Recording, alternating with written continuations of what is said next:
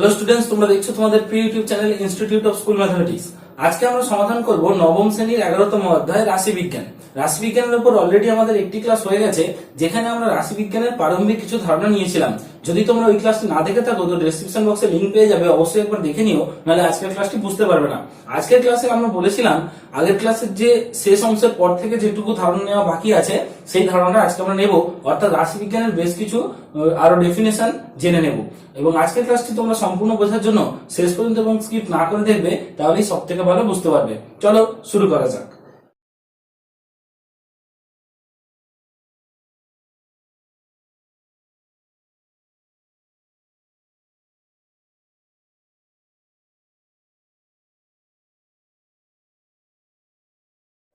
তোমরা যারা আমার আগের দিনের ক্লাস দেখেছিলে সেখানে তোমরা জানো যে আমরা এই জিনিসগুলো সব দেখে নিয়েছিলাম। আমি বোর্ডটা মুছিনি, তার কারণ তোমাদের একবার যদি না একটু মনে করে দিই আজকের ক্লাসটা কিছুই বুঝতে পারবে না।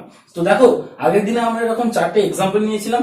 4টে এক্সাম্পলের মধ্যে আমরা প্রত্যেকটা এক্সাম্পলকে রাশিবিজ্ঞানের তথ্য হিসেবে ভাগ করেছিলাম। যেমন এই ধরনের এক্সাম্পলটাকে আমরা বলেছিলাম প্রাইমারি ডাটা আর আনগ্রুপ ডাটা, এই দুটো ক্যাটাগরির মধ্যে এক্সাম্পলটা পড়ে। এইটা ছিল সেকেন্ডারি ডাটার সঙ্গে আনগ্রুপ ডাটা, আর এটা ছিল সেকেন্ডারি ডাটা গ্রুপ ডাটা, এটা ছিল সেকেন্ডারি ডাটা এবং গ্রুপ ডাটা। তো আমরা তারপরে গ্রুপ ডাটাকে দুটো ভাগে ভাগ করেছিলাম, একটা ছিল ইনক্লুসিভ গ্রুপ ডাটা আর একটা এক্সক্লুসিভ গ্রুপ ডাটা, শ্রেণী অন্তর্ভুক্ত পদ্ধতি, শ্রেণী বহির্ভূত পদ্ধতি। সো এই ছিল আমাদের আগের দিনের মোট ক্লাস।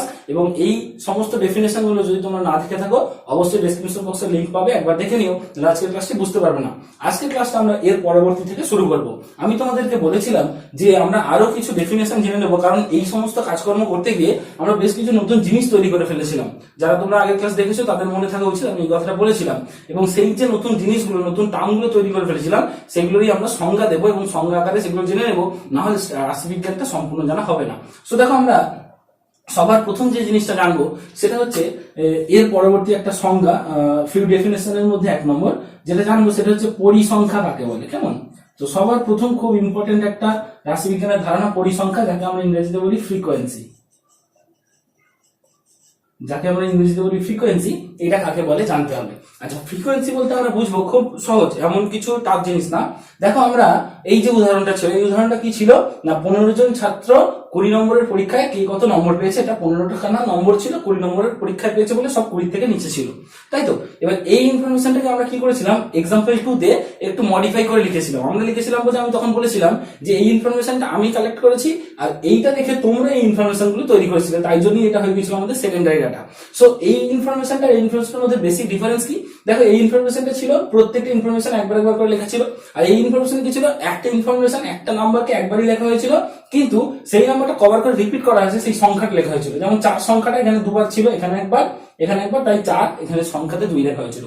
6টা একবারই ছিল 1, 8টা একবার ছিল 1, 9টা দুবার ছিল, তাই 2। সেরকম ভাবে প্রত্যেকটা নম্বর কতবার করে রিপিট করছে সেই সংখ্যাটা ওখানে লেখা ছিল। এই যে জিনিসটা তৈরি করলাম, যে একটি তথ্য, একটি নির্দিষ্ট তথ্য যতবার পুনরাবৃত্ত হয় সেই সংখ্যাটাকে আমরা কি বলবো, আগের বারে সাধারণ সংখ্যা বলেছিলাম, এবার সংজ্ঞা যখন দেবো তখন আমরা ওটাকে বলে দেবো পরিসংখ্যা। কেমন? তো পরিসংখ্যা কথার ডেফিনেশন কি? পরিসংখ্যা কথার ডেফিনেশন হচ্ছে, বা ফ্রিকোয়েন্সি ডেফিনেশন হচ্ছে, যে একটি তথ্য যতবার পুনরাবৃত্ত হয় তাকে তার পরিসংখ্যা বলা হয়। যেমন দেখো, আমি তাহলে মুখে যেটা বললাম তোমরা লিখে নেবে, আমরা বোর্ডে লিখছি না যে সংখ্যা, কারণ সংখ্যাগুলো লিখতে গেলে অনেক সময় চলে যাবে। So frequency definition, the number of Times a particular value repeats. কেমন? সো দেখো, আমরা এবার এই ফ্রিকোয়েন্সির উদাহরণটা কি করে বুঝবো, মনে করো আমরা এক্সাম্পল 2টা নিচ্ছি আমরা, কারণ আমরা অনেক জায়গাতেই এটা দেখতে পাবো। এক্সাম্পল 2 তে দেখো, এক্সাম্পল 2 তে যদি আমরা ভাবি 4, এই 4 তথ্যটার পরিসংখ্যা, 4 এর পরিসংখ্যা কত হবে?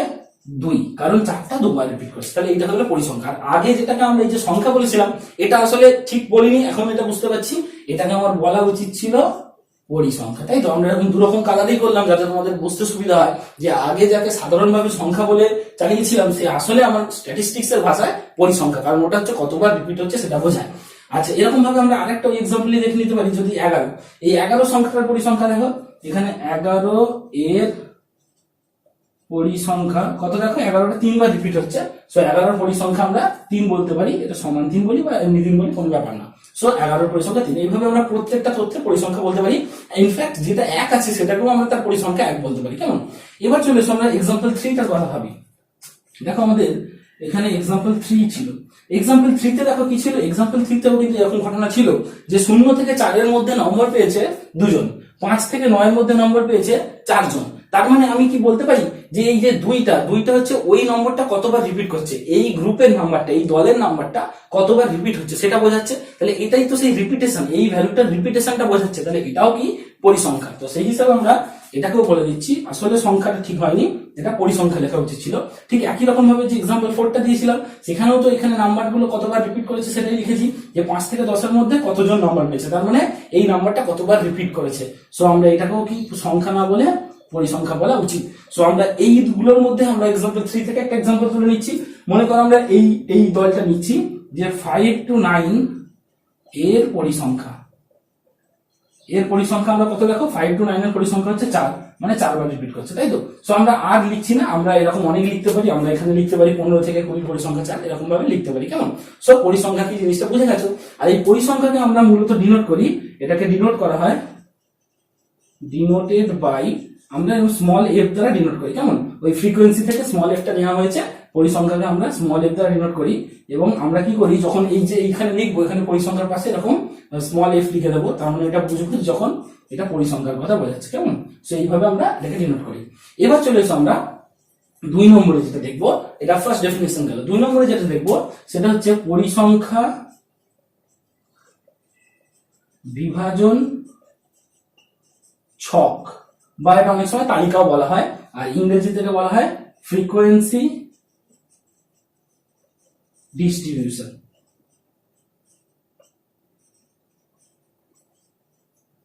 ইংরেজিতে বলা হয় ফ্রিকোয়েন্সি ডিস্ট্রিবিউশন। তাহলে আমরা এবার জানতে চাইছি FD, frequency distribution, FD, frequency distribution বা পরিসংখ্যা বিভাজন ছক বলতে কি। পরিসংখ্যা বিভাজন ছক আর কিছুই না, আমাদের যে কোনো রাশি তত্ত্বকে ছক আকারে লেখা, যেখানে পরিসংখ্যাগুলো দেখতে পাওয়া যায়, তাকেই বলা হয় পরিসংখ্যা বিভাজন ছক। যেমন দেখো এইটা, আমরা একটা রাশি তথ্যকে ছক আকারে লিখেছি, এই যে এই একটা কিছু রো আর কিছু কলাম এরকম ভাবে লিখেছি। তো ছক আকারে লেখা হচ্ছে যেখানে দেখো পরিসংখ্যাটাকে দেখতে পাওয়া যাচ্ছে। এটাও দেখো আমরা কিছু রো আর কিছু কলাম আকারে লিখেছি যেখানে পরিসংখ্যা দেখতে পাওয়া যাচ্ছে, এটা তো সেই একই জিনিস হচ্ছে। সো এই তিনটেই হচ্ছে আমার কি পরিসংখ্যা বিভাজন ছক, কেমন। আর এইটার ক্ষেত্রে কি এটাকে আমি পরিসংখ্যা বিভাজন ছক বলবো, এক্সাম্পল 1টাকে না বলবো না। তার কারণ হচ্ছে এর ক্ষেত্রে আমি কিছু রোতে লিখেছি বলতে পারি, একটা রোতেই লিখেছি বলতে পারি, কিন্তু সেখান থেকে আমি পরিসংখ্যাটা দেখতে পাচ্ছি না। এখানে প্রত্যেকটা জিনিসকে দুবার করে লিখেছি, আমি তার পরিসংখ্যা 2টা লিখিনি, বোঝা গেছে। এইটা হলো বিষয়, যে ছকের মধ্যে পরিসংখ্যাটা বোঝা যায় তাকেই পরিসংখ্যা বিভাজন ছক বলা হয়। তো পরিসংখ্যা বিভাজন ছকের সঙ্গে আমি যেটুকু বলেছি আশা করি বুঝতে না পারার কথা নয়, তোমরা ডেফিনিশনটুকু শুধু লিখে নিলেই হবে, যে ছকের মধ্যে পরিসংখ্যার গুলোকে দেখতে পাওয়া যায়, বা রাশি তথ্যগুলোকে পরিসংখ্যান আকারে এমন ভাবে সাজানো হলো যাতে পরিসংখ্যা দেখতে পাওয়া যায়, সেই ছককেই আমরা কি বলি পরিসংখ্যা বিভাজন ছক। এবার কথা হচ্ছে এই পরিসংখ্যা বিভাজন ছক ক রকমের হতে পারে। পরিসংখ্যান বিভাজন ছক ঠিক তত রকমই হবে যত রকমের তথ্য হতে পারে, যে তথ্যকে ওতে সাজাবো সেই তথ্যের উপর পরিসংখ্যা বিভাজন ছক তৈরি হবে। যেমন মনে করো আমরা সবার প্রথম দেখেছিলাম যে তথ্য এই বিন্যাসের উপর, দেখো এটা তো সাজানো, যে বিভাজন ছকটা তো আসলে সাজানো, তাহলে তথ্যকে সাজানোর উপর দেখবো। দেখো সাজানোর উপর তথ্য দু রকম ছিল, একটা আনগ্রুপ একটা গ্রুপ। তাহলে আমরা আনগ্রুপের জন্য একটা পরিসংখ্যান বিভাজন ছক পাবো, আর গ্রুপের জন্য একটা পরিসংখ্যান বিভাজন ছক পাবো। পরিসংখ্যান বিভাজন ছক আমাদের দুই ধরনের, একটা হচ্ছে আনগ্রুপড, আমরা পুরোটা লিখছি না, আনগ্রুপড ফ্রিকোয়েন্সি ডিস্ট্রিবিউশন, আর একটা হচ্ছে আমাদের গ্রুপড ফ্রিকোয়েন্সি ডিস্ট্রিবিউশন। আশা করি বুঝতে না পারার কোনো ব্যাপার নয়। ঠিক আমরা দেখো আমরা স্ট্রাকচারটা এমন ভাবেই সাজিয়েছি পরপর অটোমেটিক্যালি তৈরি হয়ে যাবে। দেখো পরিসংখ্যান বিভাজন ছক মানে সাজানো মানে বিন্যাস। তাহলে বিন্যাসের উপর যে দুটো ভাগ ছিল আনগ্রুপড আর গ্রুপ, তার উপরেই আমাদের ছকটারও ভাগ হবে ungrouped frequency distribution, group frequency distribution. আচ্ছা দেখো আনগ্রুপ ফ্রিকোয়েন্সি ডিস্ট্রিবিউশন কোনটা, এই যে আনগ্রুপ যেটা ছিল, আনগ্রুপ তো এক্সাম্পল ছিল 1 and 2। দেখো এই দুটো তো 1 and 2 তো হচ্ছে তাহলে আনগ্রুপডের আমাদের তথ্য, কিন্তু এটা তো ছক নয়। তাহলে 1 আর 2 এর মধ্যে ছক কোনটা, এটা, কারণ আমি বলেছিলাম এখানে পরিসংখ্যা দেখতে পাওয়া যাচ্ছে না, তাহলে পরিসংখ্যান ছক এদের মধ্যে, তাহলে পরিসংখ্যান ছক এটা, এবং এখানে আনগ্রুপড আছে, দলে ভাগ করা নেই। তাহলে এক্সাম্পল 2টা হচ্ছে আমাদের আনগ্রুপ ফ্রিকোয়েন্সি ডিস্ট্রিবিউশন, কেমন। আশা করি এটা না বোঝার কোনো ব্যাপার নয়, যে এক্সাম্পল 2টা হচ্ছে আমাদের আনগ্রুপ ফ্রিকোয়েন্সি ডিস্ট্রিবিউশন। ঠিক একই রকম ভাবে গ্রুপ ফ্রিকোয়েন্সি ডিস্ট্রিবিউশন কোনটা হবে, এটা 3 আর 4। দেখো গ্রুপ তথ্য যেগুলো ছিল 3 আর 4, তাহলে আমাদের গ্রুপ ফ্রিকোয়েন্সি ডিস্ট্রিবিউশন ছক হচ্ছে এই দুটো, সেটা হচ্ছে আমাদের এক্সাম্পল 3 and 4। এবার দেখো আবার গ্রুপ ডাটা তো দু রকমের ছিল, একটা ইনক্লুসিভ গ্রুপ ডাটা আর একটা এক্সক্লুসিভ গ্রুপ ডাটা। তাহলে গ্রুপ ডাটাটাও যদি দু রকম হয় তাহলে তার ফ্রিকোয়েন্সি ডিস্ট্রিবিউশনটাও দু রকম হবে। এই ছকটার একটা নাম হবে, এই ছকটার একটা নাম হবে। তাহলে এই ছকটার নাম দেখো, এটা যেহেতু ছিল আমাদের হচ্ছে এক্সাম্পল 3 ছিল আমাদের ইনক্লুসিভ গ্রুপ ডাটা। তাহলে এটা কি আমরা যখন ছকে আকারে বলবো তখন বলবো group inclusive group frequency distribution. দেখো আমরা এই যে গ্রুপ ফ্রিকোয়েন্সি ডিস্ট্রিবিউশনের আগে কি করব, এইটা ইনক্লুসিভ ছিল মানে ইনক্লুসিভটা জুড়ে দেবো। তাহলে গ্রুপ ফ্রিকোয়েন্সি ডিস্ট্রিবিউশনটাকে আমরা দুটো ভাগে ভাগ করছি। একটা হচ্ছে ইনক্লুসিভ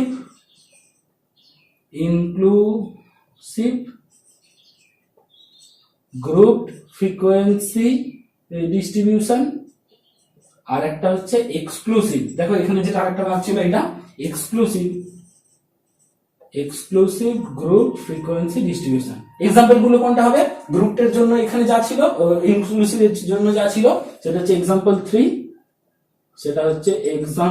3, আর এটা হচ্ছে এক্সাম্পল 4। আশা করি তোমরা বুঝতে পেরেছো যে এবার কোন ছককে দেখে আমরা কি নামে ডাকবো। এটাকে আমরা ডাকবো আনগ্রুপ ফ্রিকোয়েন্সি ডিস্ট্রিবিউশন, এটাকে ডাকবো ইনক্লুসিভ গ্রুপ ফ্রিকোয়েন্সি ডিস্ট্রিবিউশন, এটাকে ডাকবো এক্সক্লুসিভ গ্রুপ ফ্রিকোয়েন্সি ডিস্ট্রিবিউশন।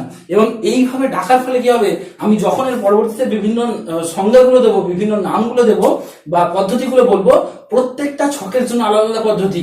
এই ধরনের তথ্য অ্যানালিসিস করার জন্য যে পদ্ধতি, এই ধরনের তথ্যের জন্য তাই নয়, এই ধরনের তথ্যের জন্য তাই নয়। তাহলে আমরা প্রত্যেকটা আলাদা আলাদা ফ্রিকোয়েন্সি ডিস্ট্রিবিউশন টেবিলের জন্য আলাদা আলাদা পদ্ধতিতে রাশি তথ্যের অ্যানালিসিস করা শিখবো, কেমন? সো এই হয়ে গেল আমাদের মূলত প্রথম দুটো ভাগ, পরিসংখ্যা আর পরিসংখ্যা বিভাজন ছক এবং পরিসংখ্যা বিভাজন ছকের মোট এই আমাদের টাইপ গুলো, কেমন? এবার চলে আসবো আমরা পরবর্তী ডেফিনেশন গুলো, তার আগে আমরা এই বোর্ডটা পরিষ্কার করে নেবো। এবারে আমরা জেনে নেব চলরাশি কাকে বলে। চলরাশির সংজ্ঞা আমরা বীজগণিতে জেনেছি, এখানেও সেই একই সংজ্ঞা। তো চলরাশি বলতে আমরা বুঝবো যে এই যে তথ্যগুলোকে যে চলরাশি দ্বারা প্রকাশ করায় সেগুলোকে স্ট্যাটিস্টিক্স এরও চলরাশি বলে। যেহেতু বীজগণিত আর স্ট্যাটিস্টিক্স দুটো আলাদা চ্যাপ্টার, তাই দুই জায়গায় আমরা আলাদা করে চলরাশির সংজ্ঞা দিচ্ছি। তো চলরাশি কাকে বলছে না, এই সমস্ত তথ্যগুলোকে, এগুলো সব তো ইনফরমেশন, এই তথ্যগুলোকে আমরা যে চলরাশি দ্বারা প্রকাশ করি তাকে আমরা চলরাশি বলি। তো কি বলছে, যেমন মনে করে দেখো আমরা পরিসংখ্যাকে অলরেডি কথায় কথায় এফ দ্বারা ডিনোট করে ফেলেছি, তাহলে এফটাকে আমরা কি বলবো, একটা চলরাশি। তাহলে আমরা চলরাশির সংজ্ঞাটা আশা করি যেটা বলেছি তোমরা লিখে নিতে পারবে। এর এক্সাম্পল হিসাবে দেখো, এক্সাম্পল হিসাবে তোমাদেরকে বলতে পারি যে তোমার পরিসংখ্যা, কেমন? এই যে পরিসংখ্যাটা তোমরা দেখো, এটাকে কি দ্বারা ডিনোট করেছিলাম, এটাকে আমরা এফ দ্বারা ডিনোট করেছিলাম। তাহলে পরিসংখ্যার চলরাশিটা হলো এফ। আচ্ছা, এই যে এদিকে দেখো নম্বর গুলো আছে, তো নম্বর গুলোকে আমরা কোনো একটা চলরাশি দ্বারা ডিনোট করতেই পারি। নম্বরগুলোকে আমরা চাইলে এক্স দ্বারা ডিনোট করতে পারি। তো এরকম বিভিন্ন ক্ষেত্রে যদি ধরো কারোর ওজন থাকে তাহলে সেক্ষেত্রে আমরা আরেকটা চলরাশি ওয়াই ব্যবহার করতে পারি। যদি ওজন না হয়, সেটা অন্য কোনো টেবিলের অন্য কোনো পরিসংখ্যান বিভাজন তালিকার অন্য কোনো ইনফরমেশন থাকে, তো সেগুলোকে আমরা বিভিন্ন রকম চলরাশি বা এরকম যেগুলো বীজগণিতের চলরাশি এক্স ওয়াই জেড এবিসিডি এগুলো দ্বারা ডিনোট করতে পারি, এবং সেগুলোকে আমরা স্ট্যাটিস্টিক্সের চলরাশি বলবো। কিন্তু স্ট্যাটিস্টিক্সের চলরাশির একটা বিশেষ গুণ হচ্ছে, এখানকে চলরাশিকে আমরা দুটো ভাগে ভাগ করতে পারি। একটাকে বলা হয় কন্টিনিউয়াস, আর একটাকে বলা হয় ডিসক্রিট। আচ্ছা, কন্টিনিউয়াস এর বাংলা হচ্ছে অবিচ্ছিন্ন চলরাশি, আর ডিসক্রিটের বাংলা হচ্ছে বিচ্ছিন্ন চলরাশি। আচ্ছা, এখন এই নামগুলো থেকে বোঝা যাচ্ছে যে এটা কি ঘটনা। দেখো, যেমন আমি বলছি, ধরো কন্টিনিউয়াস বা অবিচ্ছিন্ন চলরাশি মানে যার মধ্যে কোনো গ্যাপ নেই, একদম টানা চলছে, একদম স্মুথলি চলছে, ওর মধ্যে কোনো ফাঁক নেই, তাই তো? সো সেরকম কি জিনিস হতে পারে, যেমন মনে করো আমরা এই জিনিসটার কথা ভাবছি যে নম্বর। আচ্ছা, যখন স্যাররা নম্বর দেয়, এরকম ভাবেই তো নম্বর দেয়। নম্বরটা ধরো 4 পেতে পারো, 4 না পেয়ে তুমি 5ও পেতে পারো, আবার 4 আর 5 এর মাঝেও তুমি নম্বর পেতে পারো, 4.5 পেতে পারো। শুধু তাই না, তার মাঝেও তোমরা 4.25 নম্বর পেতে পারো। তো আমি বলছি নম্বর হচ্ছে এমন একটা জিনিস, এটাকে যে চলরাশি দ্বারা রিপ্রেজেন্ট করাবে সেটা হচ্ছে 4, 5 এবং 4, 5 এর মাঝের সমস্ত নম্বর, 6, 7 এবং 6, 7 এর মাঝের সমস্ত নম্বরই পাওয়া সম্ভব। তাহলে এই নম্বরকে যে চলরাশি রিপ্রেজেন্ট করবে সে হবে আমাদের কন্টিনিউয়াস বা তোমার হচ্ছে অবিচ্ছিন্ন চলরাশি, সেটা হচ্ছে আমাদের নম্বর, কেমন? এটা আমরা এক্স দিয়ে নোট করেছিলাম। আচ্ছা, এটা ছাড়া আর কি কি হতে পারে, যেমন আমি একটু আগে তোমাদেরকে ওজনের কথা বলছিলাম। ওজন কি হতে পারে, দেখো ওজন কিন্তু যা খুশি হতে পারে। তো মানে কারোর ওজন 50 কিলো হতে পারে, কারোর ওজন 60 কিলো হতে পারে, আবার 50 আর 60 এর মাঝেও হতে পারে, আবার ধরো কারোর 55 আর 56 এর মাঝেও হতে পারে। মানে আমি বলতে চাইছি যত সূক্ষ্ম জায়গাতেই আমরা যাব সব কটা ভ্যালুই কিন্তু ওজন হতে পারে। মানে ওজন হচ্ছে এমন একটা চলরাশি যেটা কন্টিনিউয়াসলি থাকে, তার মাঝে কোনো ফাঁক থাকে না। তাহলে ওজন, সেটাকে আমরা যদি কোথাও ধরো এরকম ডাব্লিউ দিয়ে ডিনোট করি, তো সেটা হবে আমার অবিচ্ছিন্ন চলরাশি। এবার চলে এসো ডিসক্রিট বা বিচ্ছিন্ন। এখন ওইটা বুঝতে গেলে বিচ্ছিন্নটা কি জানা দরকার। দেখো বিচ্ছিন্নটা আমাদের কাছে কমন এক্সাম্পল এসে গেছে, এই যে পরিসংখ্যা কথাটা আমাদের এসেছে। দেখো পরিসংখ্যাকে আমরা যে চলরাশি এফ দ্বারা ডিনোট করি তার ব্যাপারটা ভেবে দেখো। দেখো কোন একটা জিনিসের পরিসংখ্যা তার ডেফিনেশন কি, যে সেই জিনিসটা যতবার রিপিট করছে। এখন কোন একটা জিনিস যতবার রিপিট করে সেটা কি কখনো হয় একবার রিপিট করবে, নয় দুবার রিপিট করবে, নয় তিনবার রিপিট করবে, কখনো কি আড়াইবার রিপিট করতে পারে, কখনো কি কোনো ভগ্নাংশ বা রিপিট করতে পারে, পারে না। তাহলে এই পরিসংখ্যাতে দেখো যে মানগুলো থাকবে সেগুলো হয় সব পূর্ণ সংখ্যা হবে, কখনো ভগ্নাংশ সংখ্যা হবে না, কারণ রিপিট করার সংখ্যাটা ভগ্নাংশে হতে পারে না। সেই জন্য পরিসংখ্যা যে চলরাশি দ্বারা রিপ্রেজেন্ট করছে সেটা 1 আছে 2 আছে, 1 আর 2 এর মাঝে 1.5 নেই, তার মানে এটা হয়ে গেল আমাদের বিচ্ছিন্ন চলরাশি। তো এরকম ছাড়াও যদি ধরো পরিসংখ্যাটার বিভিন্ন জিনিস হতে পারে। পরিসংখ্যা তোমার এখানে যেমন হচ্ছে এগুলো ছাত্র সংখ্যা, সেটা দেশের নদীর সংখ্যা হতে পারে, সেটা আমার দেশের পর্বতের সংখ্যা হতে পারে, তো বিভিন্ন অঙ্কে বা গ্রামের পরিবার সংখ্যা হতে পারে, তো বিভিন্ন অঙ্কে বিভিন্ন জিনিস আসতে পারে। তো পরিসংখ্যা জাতীয় যে ধরনের আমাদের এগুলো আসবে, পরিসংখ্যা রিপ্রেজেন্ট করবে যেগুলো, যেমন আমি তোমাদেরকে বললাম যে বাড়ি সংখ্যা বা তোমার কি বলে নদী সংখ্যা, হ্যাঁ এই সমস্ত কিছু, আর কিছু লিখছি না, এই ধরনের সমস্ত কিছুই কিন্তু ডিপেন্ড করবে আমার বিচ্ছিন্ন চলরাশির মধ্যে পড়বে। সো ইন জেনারেল তোমরা যেটা মনে রাখবে যে এই যে নম্বরের ঘর, অর্থাৎ এই ঘরটা আমরা সাধারণত মানে যেটা পরিসংখ্যার ঘর, সেই জায়গাগুলো সব সাধারণত বিচ্ছিন্ন চলরাশি হয়, আর পরিসংখ্যানে যান করা হয় অর্থাৎ এই দিকের যে দলগুলো করা থাকে সেগুলো সব আমার কন্টিনিউয়াস হয়, তাই তো, বা অবিচ্ছিন্ন হয়। এবার চলে এসে আমরা এরপরে পরবর্তী ডেফিনেশন জেনে নেবো।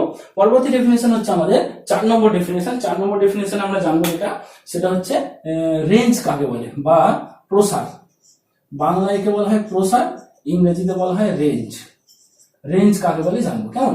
আচ্ছা, রেঞ্জ বলতে দেখো আমরা যে কোনো যদি একটা ফ্রিকোয়েন্সি ডিস্ট্রিবিউশন পাই, যে কোনো একটা পরিসংখ্যান বিভাজন ছক পাই, সেই ছকে আমরা একটা দেখবো সর্বনিম্ন ভ্যালু থাকবে, একটা সর্বোচ্চ ভ্যালু থাকবে। যেমন মনে করো আমরা এক্সাম্পল 2টা নিচ্ছি, আমরা এক্সাম্পল 2টা দেখলে ভালো করে বুঝতে পারবো।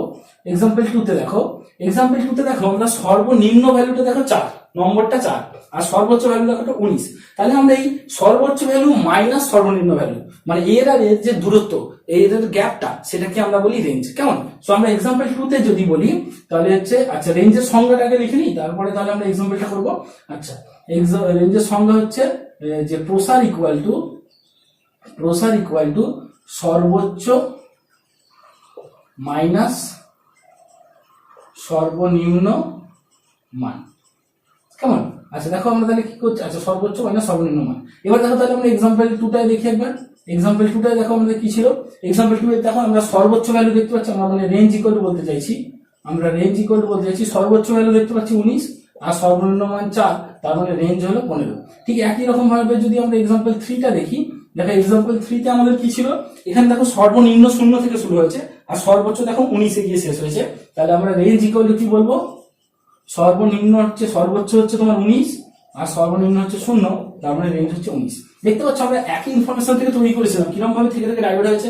আমরা যদি এক্সাম্পল 4টার কথা ভাবি, দেখো এই জিনিসগুলো কিন্তু পরীক্ষায় আসে, এরকম ছোট্ট একটা ইনফরমেশন দিয়ে বলবে রেঞ্জ কত, এইগুলোই কিন্তু আমাদের শিখতে হবে। দেখো এর ক্ষেত্রে দেখো সবচেয়ে কম 0 থেকে শুরু হয়েছে, সবচেয়ে বেশি 20 তে গিয়ে থেমেছে। তাহলে রেঞ্জ ইকুয়াল টু আমরা বলতে পারবো সর্বোচ্চ মাইনাস সর্বনিম্ন মানে 20। তো এই হয়ে গেল আমাদের রেঞ্জের ধারণা।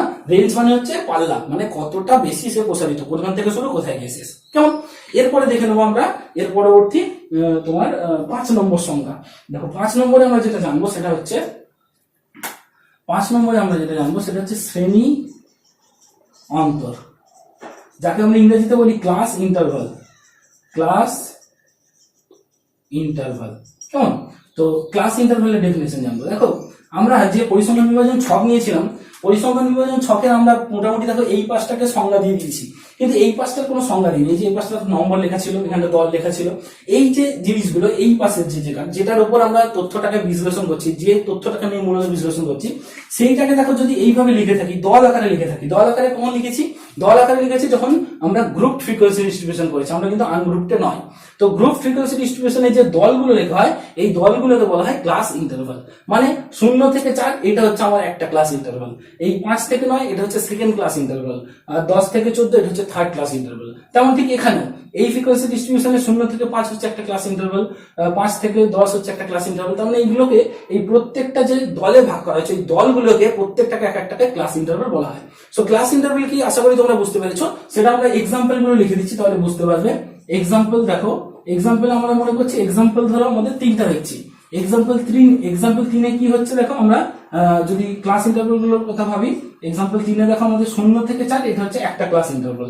আমরা যদি ভাবি 5 থেকে 9 এটা হচ্ছে সেকেন্ড ক্লাস ইন্টারভেল। এইভাবে আরো অনেক ক্লাস ইন্টারভেল আছে, এইগুলোকে আমরা বলছি ক্লাস ইন্টারভেল। আবার এক্সাম্পল 4 যদি দেখি, আমরা যদি এক্সাম্পল 4 দেখি তাহলে এর ক্ষেত্রে ক্লাস ইন্টারভেল গুলো কি দেখো 0, 5, 5, 10 এগুলো আমি যে কথাগুলো বলছি আরেকবার করে লিখে দিচ্ছি। 0, 5, 5 থেকে 10 এগুলো হচ্ছে তোমার আমার সেকেন্ড এই 4 নম্বর এক্সাম্পলের ক্লাস ইন্টারভেল। আশা করি ক্লাস ইন্টারভেলটাকে বুঝেছো। এবার দেখো আমরা এইখানে যে পয়েন্টটা আমরা বুঝছি যে ক্লাস ইন্টারভেলটা কোথায় থাকে। ক্লাস ইন্টারভেলটা কোথায় থাকে? সবসময় কিন্তু গ্রুপ ফ্রিকোয়েন্সি ডিস্ট্রিবিউশনে থাকবে, আনগ্রুপ ফ্রিকোয়েন্সি ডিস্ট্রিবিউশনে থাকবে না। তাহলে class interval is always connected to, এই পয়েন্টটা মনে রাখবে, গ্রুপ ফ্রিকোয়েন্সি ডিস্ট্রিবিউশন। কেমন? গ্রুপ ফ্রিকোয়েন্সি ডিস্ট্রিবিউশন থাকবে, সেটা আমার ইনক্লুসিভ হোক বা এক্সক্লুসিভ হোক, দুই ক্ষেত্রেই থাকবে। কেমন? এবার দেখো আমাদের এই যে ক্লাস ইন্টারভেল তৈরি করলাম, এবার ক্লাসগুলো দেখো কত আমরা ছোট ছোট জায়গায় দেখবো এর সংজ্ঞা। দেখো আমরা প্রত্যেকটা ক্লাসের কথা যদি ভাবি, আমরা এই একটা ক্লাসের উপর বেস করে আমরা একটা করে সময় দিতে পারি। যেমন এরপরে আমরা যেটা জানবো সেটা হচ্ছে শ্রেণী সীমা, আর একে ইংরেজিতে বলা হয় ক্লাস লিমিট। শ্রেণী সীমা কি জানবো? আচ্ছা দেখো, আমরা শ্রেণী সীমা কি জানতে গেলে আমাদেরকে কোনো একটা শ্রেণীকে আগে ধরে নিতে হবে। মনে করো আমরা একটা শ্রেণী নিচ্ছি, সেটা হচ্ছে আমরা এই শ্রেণীটাকে মনে করে নিয়ে নিচ্ছি। ধরো 3 নম্বর এক্সাম্পলের 2 নম্বর শ্রেণীটাকে নিচ্ছি, যে 5 to 9। এর জন্য আমরা কি দেখে নেবো শ্রেণী সীমাটা কি জিনিস। কেমন? সো দেখো আমরা 3 নম্বর এক্সাম্পল দেখছি। 3 নম্বর এক্সাম্পলের আমরা 2 নম্বর শ্রেণী মানে 5 to 9 এই শ্রেণীটা নিচ্ছি। 5 to 9 এই ক্লাস ইন্টারভেলটা নিচ্ছি। কেমন? এই 5 to 9 ক্লাস ইন্টারভেলে দেখো আমরা দেখতে পাচ্ছি যে এই ক্লাসটার, এই শ্রেণীটার দুটো জিনিস আছে, একটা হচ্ছে নিচের দিকের ভ্যালু, একটা হচ্ছে উপরের দিকের ভ্যালু। এই নিচের দিকের ভ্যালুটাকে আমরা বলি, এই নিচের দিকের আমরা ভ্যালুটাকে বলি লোয়ার ক্লাস লিমিট, আর এই উপরের দিকের ভ্যালুটাকে বলি আপার ক্লাস লিমিট। ওকে, এখানে আমরা ভাষায় লিখিনি, এখানে আমরা ভাষায় লিখে দিলাম যে ক্লাস লিমিট দুটো, একটা হচ্ছে লোয়ার ক্লাস লিমিট, একটা আপার ক্লাস লিমিট। এটাকে বাংলায় বলা হয় নিম্ন শ্রেণী সীমা, আমরা বাংলায় করে দিচ্ছি একবার, নিম্ন শ্রেণী সীমা। আর এইটাকে বলা হয় উচ্চ শ্রেণী সীমা। সো দেখো নামগুলোর সঙ্গে তুমি বুঝতে পারছো যে লোয়ার কোনটাকে বলবো, যেটা নিচের ভ্যালু, যেটা উপরের ভ্যালু সেটাকে বলবো উচ্চ। তার মানে যদি তোমাকে বলা হয় যে 5 থেকে 9 এই শ্রেণীটার লোয়ার ক্লাস লিমিট কি বা নিম্ন শ্রেণী সীমা কি, তুমি বলবে 5। আর যদি বলা হয় আপার ক্লাস লিমিট কি, তুমি বলবে 9। ঠিক এরকম ভাবে দেখো শ্রেণী পাল্টে দিলে, আমরা যদি এই এক্সাম্পলে চলে আসি, ধরো আমরা বললাম 5 থেকে 10, এই শ্রেণীটার তাহলে লোয়ার ক্লাস লিমিট কি 5, আপার ক্লাস লিমিট কি 10। সো আমরা ওটাকেও লিখে দেখাচ্ছি। মনে করো এক্সাম্পল 4 দেখছি। এক্সাম্পল 4 এ আমরা কি দেখবো না, ধরো এক্সাম্পল 4 এর আমরা এটা দেখছি 5 থেকে 10টা ধরে নিচ্ছি, 5 to 10। কেমন? 5 to 10 এই শ্রেণীটা তাহলে আমাদের লোয়ার ক্লাস লিমিট হচ্ছে 5, আর আমাদের আপার ক্লাস লিমিট হচ্ছে 10। আশা করি তোমরা বুঝতে পেরেছো, আমরা ছোট ছোট ফর্মে লিখছি তাহলে বুঝতে সুবিধা হবে। এটা হচ্ছে লোয়ার ক্লাস লিমিট, ওটা হচ্ছে আপার ক্লাস লিমিট, নিচের ভ্যালুটা আর উপরের ভ্যালুটা। তো এই হয়ে গেল আমাদের একটা শ্রেণীর একটা ভ্যালু। কিন্তু দেখো এই যে শ্রেণীর ভ্যালুগুলো, এটার মধ্যে দুটো শ্রেণীর ক্ষেত্রে দুটো তফাৎ ছিল। লক্ষ্য করো, এই শ্রেণীর ক্ষেত্রে কি ছিল, এটা কন্টিনিউয়াস ছিল না, কিন্তু 4 নম্বর এক্সাম্পলে দেখো এটা কন্টিনিউয়াস ছিল। সো দেখো যখন আমাদের এই ধরনের জিনিসগুলো কন্টিনিউয়াস থাকে না, তখন আমরা কি করতে পারি, একটা পদ্ধতি তৈরি করতে পারি, যে পদ্ধতিতে যদি এই দুটোকে সেম করে নেওয়া যায় তাহলে কি হবে, আমাদের অঙ্কের সময় ভাবতে সুবিধা হবে। কেমন?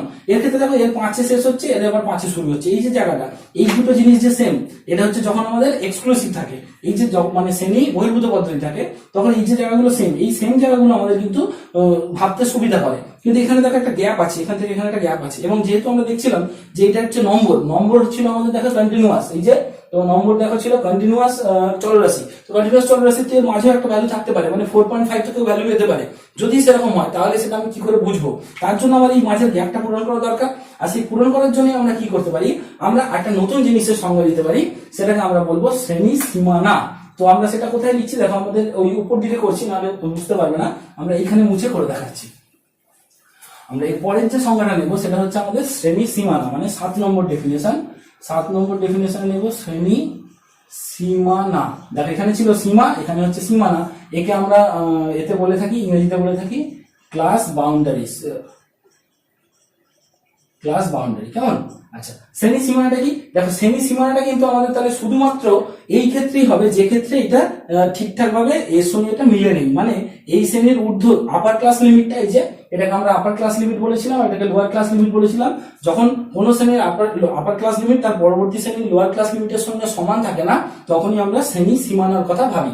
তো শ্রেণী সীমানা তাহলে এটা কোথায় হয়? এটা শুধুমাত্র হয় তোমার ইনক্লুসিভ গ্রুপ ফ্রিকোয়েন্সি ডিস্ট্রিবিউশনের ক্ষেত্রে, কারণ এক্সক্লুসিভে সমান হয়েই থাকে। তাহলে এটা সবসময় কানেক্টেড মনে রাখবে কার সঙ্গে?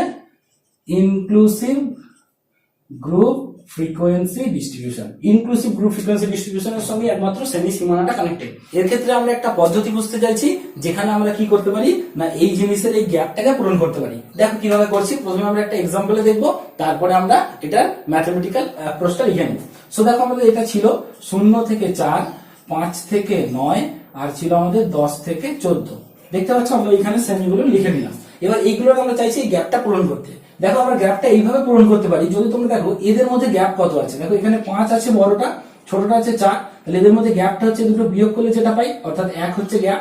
এবং এই গ্যাপটাকে কি করতে পারি, দেখো আমরা পূরণ করার জন্য এই গ্যাপটাকে অর্ধেক ভাগ করতে পারি। এই গ্যাপটাকে অর্ধেক করতে পারি, মানে একটাকে সমান দুভাগ করলাম। সেই পরিমাণটা আমরা কি করছি, এইটার সঙ্গে যে ছোট আছে তার সঙ্গে যোগ করে দেবো। দেখো এই 4টার সঙ্গে আমরা ওই অর্ধেক, এইটা অর্ধেক মানে হচ্ছে 0.5, এটাকে আমরা যোগ করে দেবো। আর যে বড় আছে তার থেকে আমরা 0.5টা বিয়োগ করে দেবো। তাহলে দেখো এটা যোগ করলে হবে 4.5, আর এটা বিয়োগ করলে হবে দেখো 4.5। তাহলে দেখো গ্যাপ দুটো সমান হয়ে গেল, মানে আমরা এদের মধ্যে কন্টিনিউটি তৈরি করে ফেললাম। সো আমরা দেখো এইভাবে এই কাজটা এখানেও করতে পারি। আমরা যদি এই 9 আর 10 এর মধ্যে করি তাহলেও 0.5 পাবো। সেক্ষেত্রে 9টা বেড়ে হয়ে যাবে, 9টাকে যোগ করব, 9টা বেড়ে হবে 9.5, আর 10টা কমে হবে দেখো 9.5। সো এইভাবে আমরা দেখতে পাচ্ছি প্রত্যেকটা গ্যাপ এইভাবে সমান করা সম্ভব। এবং সেই পদ্ধতিটা করেই দেখো এগুলোর আমরা নতুন রূপ দিতে পারি। তাহলে দেখতে পাচ্ছি যে এই গ্যাপটা প্রতিবার 0.5 হচ্ছে, এবং সেটা এইখানে অর্থাৎ নিচের যে নিম্ন সীমা ছিল লোয়ার ক্লাস লিমিট, এই লোয়ার ক্লাস লিমিটে আমরা কি করছি, প্রতিবার বিয়োগ করছি, আর আপার ক্লাস লিমিটে যোগ করছি। তাহলে লোয়ার ক্লাস লিমিটে এটা বিয়োগ করলে দেখো -0.5 থেকে এখানে যোগ করলে 4.5, এখানেও হবে দেখো বিয়োগ করলে 4.5 থেকে এটা হবে 9.5, যেটা আমি তোমাদের করে করে দেখালাম। এখানে হবে দেখো 9.5 থেকে 14.5। তো এইভাবে দেখো আমরা এই গ্যাপগুলোকে মেনটেন করে দিচ্ছি যে এর শেষটা এর শুরুর সঙ্গে মিলে যাচ্ছে। সো এই পদ্ধতিটাকে এবার ম্যাথমেটিক্যালি লিখে দেখাচ্ছি। দেখো সবার প্রথম দেখো কি ছিল, আমরা সবার প্রথম তৈরি করেছি এই জিনিসটা, এই 4.5। এই যেটা তৈরি করেছি, এই যেগুলো তৈরি করছি দেখো এইগুলোর এই প্রত্যেকটা শ্রেণীর আবার দেখো একটা করে নিম্ন সীমা হচ্ছে, একটা করে ঊর্ধ্ব সীমা হচ্ছে। কিন্তু এটা তো দেওয়া ছিল না, যেটা দেওয়া থাকে সেটাকে আমরা বলি সীমা, ক্লাস লিমিট। কিন্তু যেটা আমরা নতুন তৈরি করছি সেটাকে আর ক্লাস লিমিট না বলে আমরা বলবো শ্রেণী সীমানা বা ক্লাস বাউন্ডারিজ, একটা নতুন নাম দিলাম। তাহলে এই যেটা তৈরি হলো এর এই নিচের ভ্যালুটা, এই নিচের ভ্যালুগুলো এগুলো সবকে আমরা বলবো লোয়ার ক্লাস বাউন্ডারিজ, আর এই উপরের ভ্যালু এগুলোকে সব আমরা বলবো আপার ক্লাস বাউন্ডারিজ। মানে আমরা প্রত্যেকটা শ্রেণীর, এই শ্রেণীর জন্য এটা লোয়ার এটা আপার, এই শ্রেণীর জন্য এটা লোয়ার এটা আপার, এইভাবে আমরা বুঝে নেব।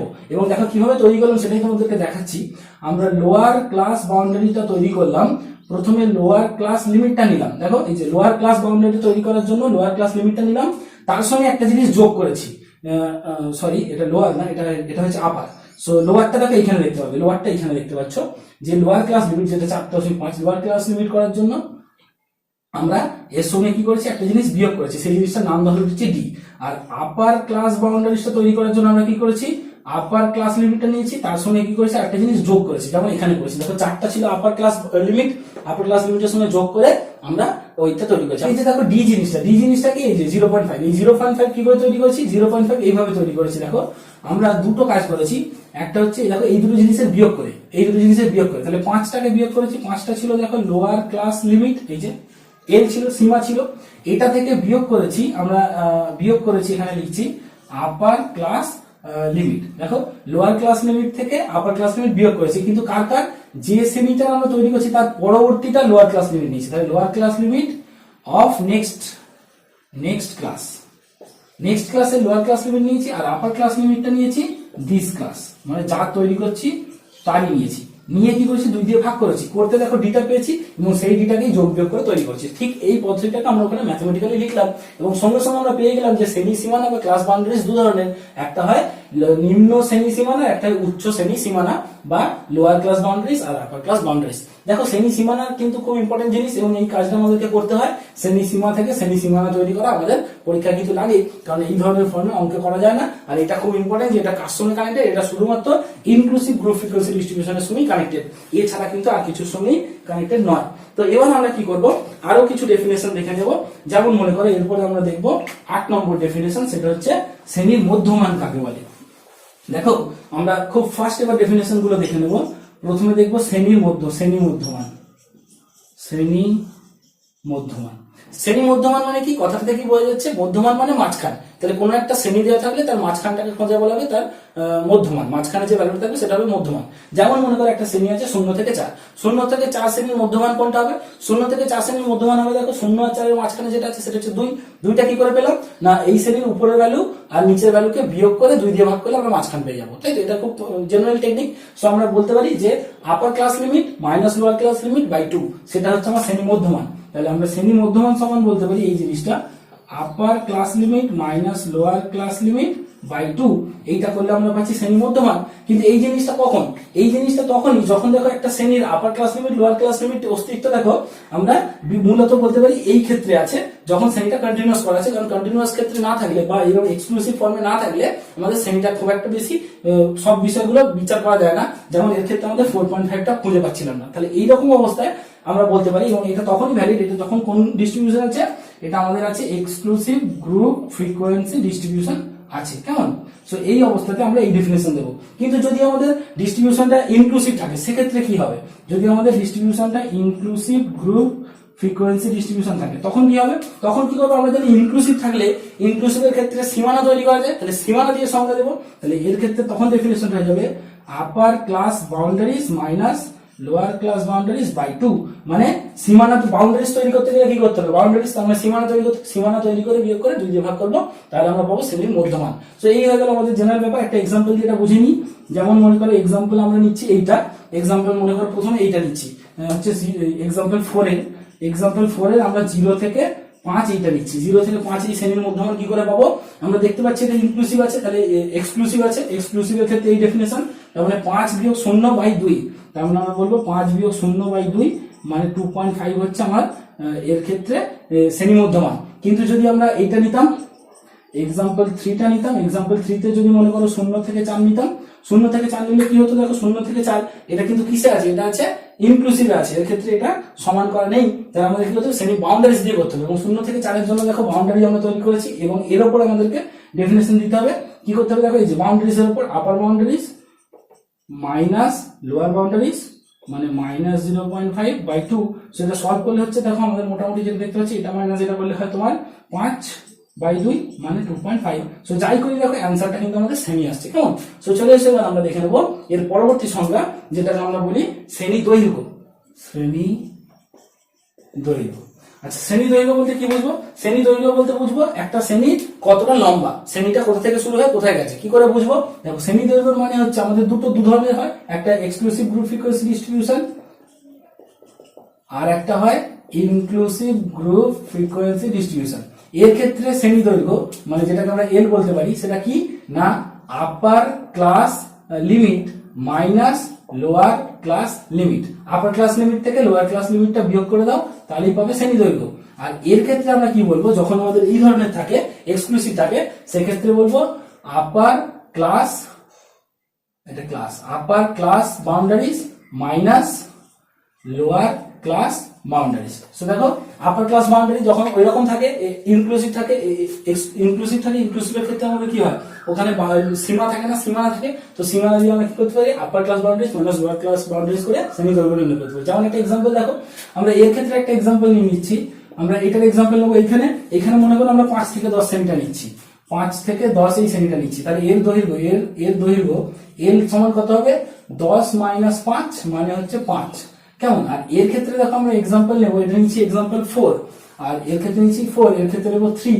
এক্সাম্পল 3 তে দেখো আমরা এই শ্রেণীটা নিচ্ছি 5 থেকে 9, তাহলে আমরা 5 থেকে 9 যদি নিই, তাহলে এর ক্ষেত্রে আমরা যেটা বলবো এটা হবে আমার বাউন্ডারিজ যেতে হবে, এবং বাউন্ডারিজ তোমাদেরকে তৈরি করে দেখিয়েছিলাম। এর বাউন্ডারিজ করলে কত হবে, এটা দেখো হবে, এটা হয়ে যাবে তোমার 4.5 আর এটা হয়ে যাবে তোমার 9.5, তার মানে এখানে 9.5 থেকে 4.5 বিয়োগ করতে হবে। 9.5 থেকে 4.5 বিয়োগ করলে তোমার এটা কিন্তু 5ই হবে। এবং দেখো দুই ক্ষেত্রে কিন্তু একই হচ্ছে, মানে আমরা এমন ভাবে ডেফিনেশন গুলো তৈরি করছি যাতে ভ্যালু না পাল্টে যায়, মানে না পাল্টে যায়। এবার চলে আমরা এর পরবর্তী যে ডেফিনেশনটা দেখবো সেটা হচ্ছে পরিসংখ্যা ঘনত্ব। এর পরবর্তী যেটা দেখবো সেটা হচ্ছে পরিসংখ্যা ঘনত্ব, মানে ফ্রিকোয়েন্সি ডেন্সিটি। ফ্রিকোয়েন্সি ডেন্সিটি বলতে কি না, কোন শ্রেণীর পরিসংখ্যা, ফ্রিকোয়েন্সি পরিসংখ্যা ঘনত্ব মানে হচ্ছে সমান, আমরা এইভাবে লিখে দিচ্ছি না, কোন শ্রেণীর পরিসংখ্যা বাই শ্রেণীর ওই শ্রেণীর দৈর্ঘ্য।